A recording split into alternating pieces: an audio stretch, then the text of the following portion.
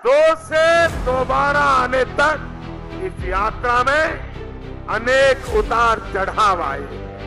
दो थे तब भी निराश नहीं हुए, दोबारा आए तो भी न हमारी नम्रता छोड़ेंगे, न हमारा विवेक छोड़ेंगे, न हमारे आदर्शों को छोड़ेंगे, न हमारे संस्कार को छोड़ेंगे। डॉक्टर श्यामा प्रसाद मुखर्जी जी के संकल्प और पंडित दीनदयाल उपाध्याय जी के विचारों को अपना मूल मंत्र बनाकर एक बार फिर भारत में 6 अप्रैल 1980 को एक राष्ट्रवादी राजनीतिक दल का उदय हुआ। भारतीय जनसंघ से मिले राष्ट्र सदैव सर्वोपरि के संस्कारों को आत्मसात करते हुए भारतीय जनता पार्टी के शीर्ष नेतृत्व ने एक प्रण लिया। भारत के पश्चिमी घाट को मंडित करने वाले महासागर के किनारे खड़े होकर मैं ये भविष्यवाणी करने का साहस करता हूं, अंधेरा छटेगा, सूरज निकलेगा, कमल खिलेगा। अटल जी के इस प्रण के बाद भारतीय जनता पार्टी ने पीछे मुड़कर नहीं देखा।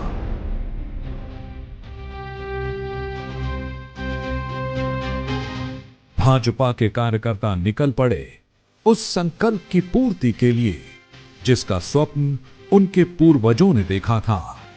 भारत को एक सुदृढ़, समृद्ध और शक्तिशाली राष्ट्र के रूप में स्थापित करने का स्वप्न। नई ऊर्जा, नई उमंग, नए उत्साह, नए विश्वास और नए जोश के साथ कमल खिलाने निकले भाजपा कार्यकर्ताओं और शीर्ष नेतृत्व के मार्गदर्शन के चलते भारतीय जनता पार्टी 1984 के आम चुनाव में मिली 2 सीटों से बढ़कर 1979 में 85 सीटों तक पहुंची।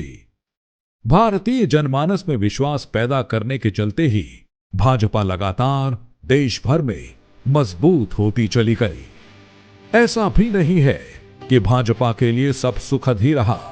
कई दलों ने भाजपा की राह में अड़चनें भी डाली, लेकिन राष्ट्र सेवा और जन कल्याण को समर्पित भाजपा जरा भी विचलित नहीं हुई। ये कोई आकस्मिक जनादेश नहीं है, कोई चमत्कार नहीं हुआ है। हमने मेहनत की है, हम लोगों में गए हैं, हमने संघर्ष किया है। पार्टी 365 दिन चलने वाली पार्टी है।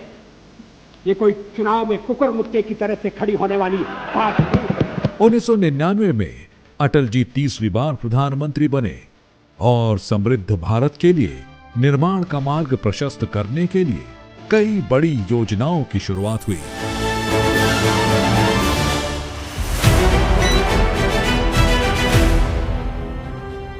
2014 और 2019 में भाजपा ने प्रचंड जीत हासिल की।